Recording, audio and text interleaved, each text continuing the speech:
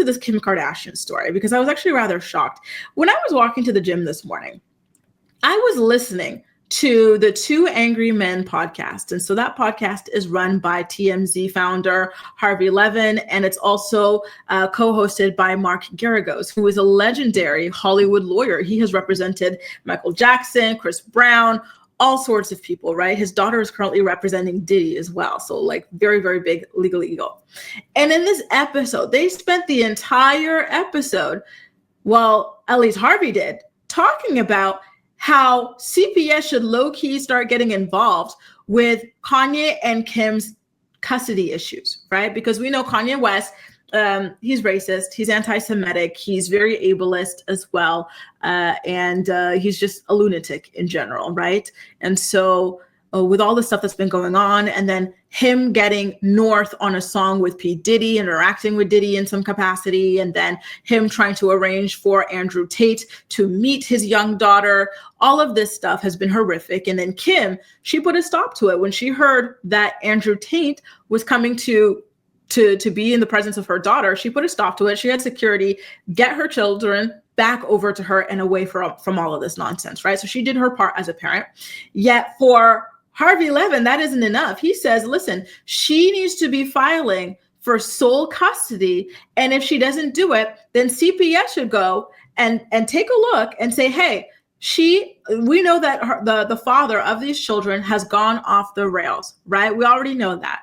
However, she, as a capable other parent here in this situation, should be filing for sole custody and barring him from seeing the children and calling security to take the children away when Kanye is trying to set North up to meet Andrew Tate, who is currently facing several very serious criminal charges for trafficking, among other things. It's not enough. And Kim is to blame as well. And then he went into this story about how this female judge says that women who find themselves in these situations where they have kids with people who are unstable, and then it leads to unstable lives for their children, it's their fault for doing it in the first place. I was actually rather shocked. I said, listen, this sort of commentary about, is it your fault? It's unhelpful, right? Because the children are here and she's doing her best. And so to me, it's kind of like kicking someone while they're down. You know, was it a good idea to have kids with Kanye West? Hell no, right? But is she doing her best to protect them and to keep things normal for them? Yeah. I was really surprised because TMZ has been up their behind for decades. And this episode of the Two Angry Men podcast was absolutely vicious. So I don't know if y'all listened to that podcast or not, but oh Lord, it was not good. I was really, really, really, really surprised by it. Two Snaps in the Z formation says, keeping away from the Kardashians. I love that. That would be a funny little parody.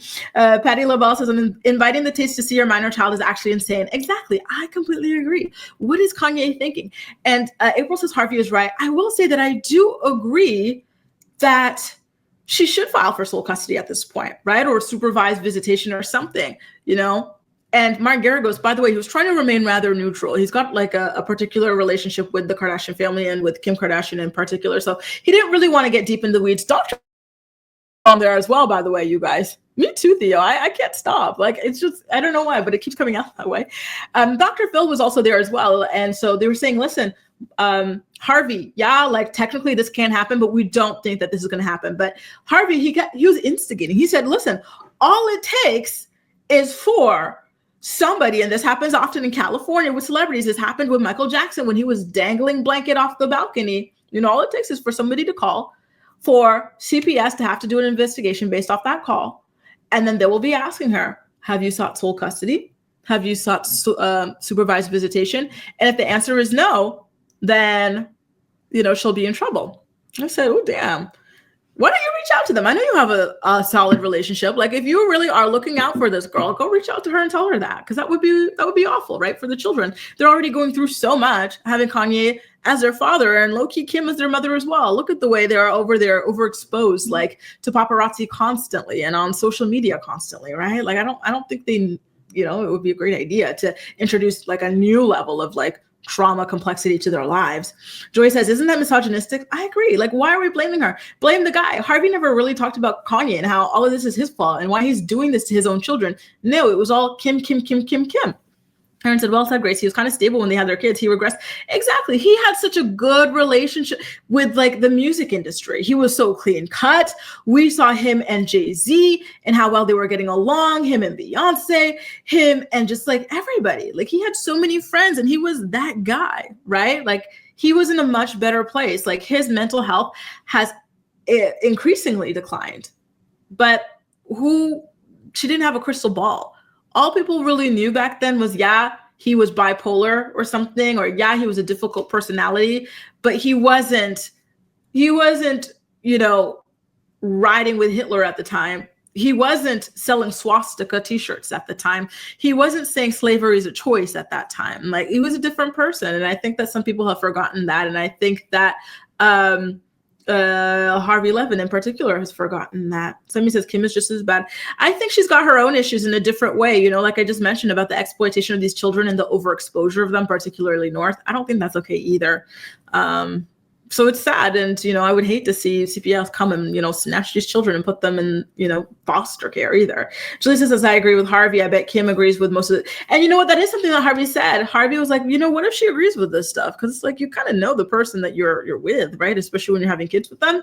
Do you think she knew this and ignored it for like whatever other reason? I said, Harvey, he is burning it all to the ground, isn't he? My God, right?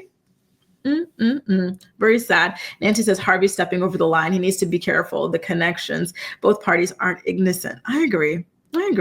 Very, very sad stuff. I'm disappointed in what has happened with Kanye. And I do agree that Kim should be seeking supervised visitation or sole custody at this point, because it's scary what he's trying to do to these children. You should not be trying to involve your daughter with Diddy when he, you know, has publicly admitted to abusing women, right? We saw the Cassie thing, right? And now he is facing federal charges for RICO for running ex-trafficking rings and stuff like that. Like, why are you bringing your minor child around that? And then why are you bringing your child around Andrew Tate, who has said all these horrific things about women? And we'll get to him later. One of his girlfriends is coming out with her own, you know, horrible tale of dealing with him. He says these horrific things about women, and then he's allegedly ex-trafficking women as well. So, and then you're calling the Kardashians ex-traffickers because at this point, you're low-key looking like a child trafficker. What's happening there? You know, very, very weird stuff. Anyway, I'll keep y'all posted on that. I want to talk about the Gizelle of it all. Gizelle Bryant, she is so brand new because I don't even know why I was doing this. I don't care for this podcast, but sometimes if I have nothing else to do, you know, I'll take a little bit of a listen and see what they're up to, you know, if the title is compelling enough. So I guess the title was compelling enough. And so I listened to the Reasonably Shady podcast. And every time I listen, it is something extremely problematic. Do y'all remember when she went full racist against James Harden and his beard? Talking about, oh, is he hiding fried chicken, watermelon in there? Does he smoke weed and like hide his blunts in there? You know, what is it? Some kind of like 50-50? Is that like a Hennessy or like all sort, like just viciously racist, right? There was that. And then there were some other things as well. And so now this time around, I tune in and here comes Gizelle complaining about Coach. So she was telling the story about how she went to South Africa with her daughters. Shout out to South Africa, beautiful country, dying to go there, right? And she said that she flew first class and the children were in Coach. So she was having a great time in first, of course. And then midway through the flight, she heads over to Coach to check on her daughters and to see how it's going. And so basically this is Gizelle entering Coach.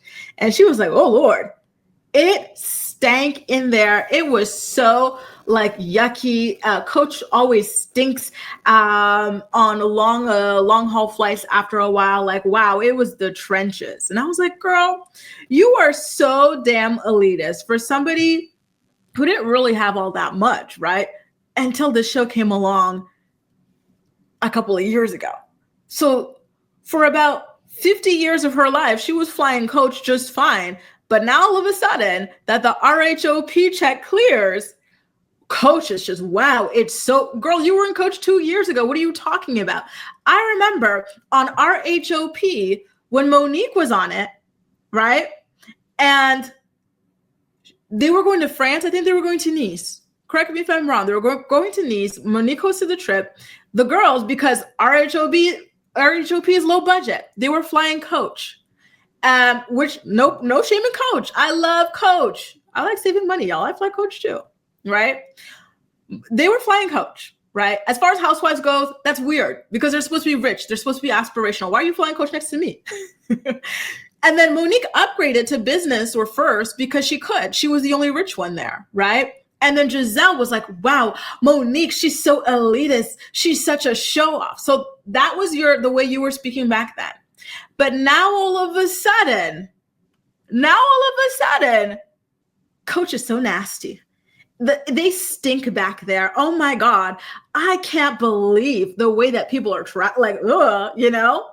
that is crazy to me. It is so crazy, especially when RHOP is still considered the Spirit Airlines, or the Ryanair. Shout out to my Europeans, the Ryanair, the Spirit Airlines of the Real Housewives world.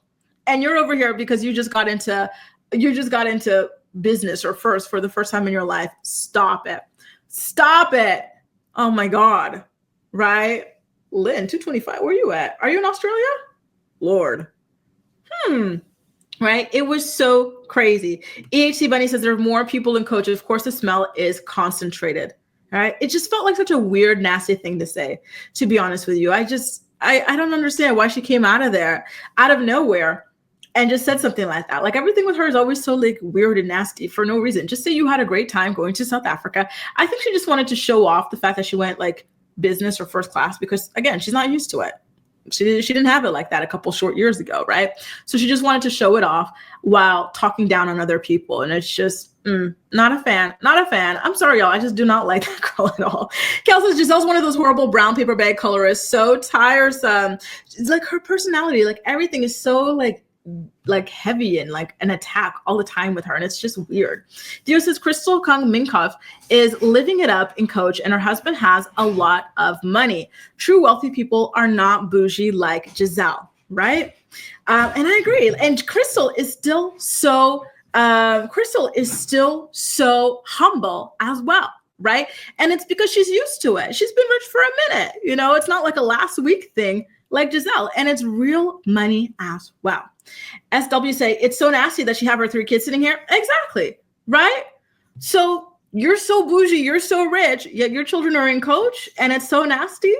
Okay. That's interesting. When Kathy Hilton, when, Crystal Kung, all these other people with real money, when Kyle Richards, when they fly with these kids, their kids are flying first class or business alongside them. So stop it. That's why I'm saying like this weird attitude when you can't even keep up with the other Real Housewives who are really, really, truly damn rich.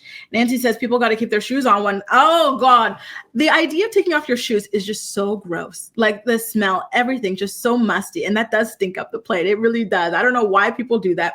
I've seen people, and I see people at the gym too, where they walk around barefoot in the plane or, in the gym, like change room, and then they go in the shower barefoot, then they go in the toilets barefoot. I've seen people go to the toilets in their socks. Like, so people are weird, but I don't think that that's just something that only happens, particularly in Coach or whatever. This happens, people are just weird in general, right? Exactly. Y'all are asking, why are her children in Coach? Exactly, right? So if you're going to floss on money, come on, show us you're rich. Put your children in business with you. Allie says she's exhausting. I could not agree more. Joy says, could you not afford to get the girls onto business class too? I mean, if she's such a long haul, exactly, right? Come on. Too much. And, eye roll emoji is all we needed at Ronnie. Eye roll emoji indeed. Bunny says, Crystal flies commercial when her husband has more money than Erica Jane, who flew in. Exactly. Some people feel the need to stunt so hard. And low key, that's why these people end up broke, because they're not smart with their damn money. Oh, Lord. I don't know why it's always something with this one. It really, really is.